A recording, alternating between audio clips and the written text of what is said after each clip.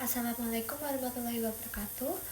Perkenalkan, saya Lawisa Herfi Almeida Tama, NIM 2405031101112. Dalam video kali ini saya akan membahas salah satu materi penting dalam mata kuliah manajemen sumber daya manusia, yaitu tentang komunikasi. Komunikasi punya peran yang sangat penting dalam dunia kerja, karena tanpa komunikasi yang baik, tujuan organisasi tidak akan bisa berjalan dengan efektif.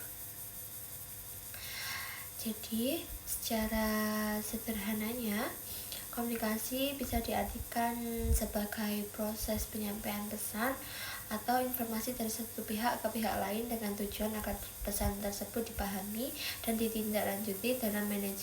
Dalam manajemen sumber daya manusia, komunikasi sangat penting karena menjadi dasar terbentuknya hubungan kerja yang harmonis antara pimpinan dan karyawan.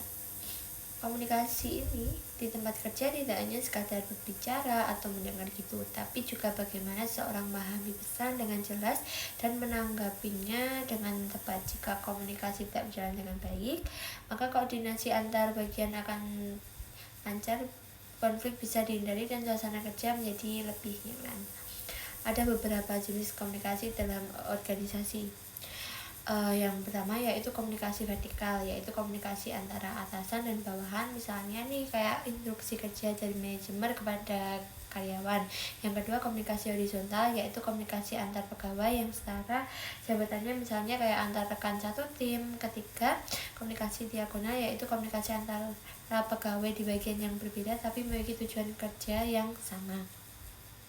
Selain itu, komunikasi juga bisa bersifat formal seperti rapat, laporan kerja, dan surat resmi, atau non formal seperti percakapan santai atau diskusi ringan antar pegawai. Dua-duanya sama penting karena melalui komunikasi non formal maupun formal sering muncul ide-ide kreatif dan solusi untuk masalah kerja. Dalam konteks MSDM, kemampuan berkomunikasi juga menjadi salah satu soft skill utama yang harus dimiliki karyawan. Karyawan komunikatif biasanya lebih mudah beradaptasi, bisa bekerja sama dalam tim, mampu menyelesaikan masalah dengan lebih cepat. Jadi, oleh karena itu, perusahaan perlu menciptakan sistem komunikasi yang terbuka dan dua arah, di mana karyawan tidak hanya menerima perintah tapi juga bisa memberikan masukan dan umpan balik kepada manajemen. Dengan begitu akan tercipta suasana kerja yang saling percaya, menghargai, dan produktif.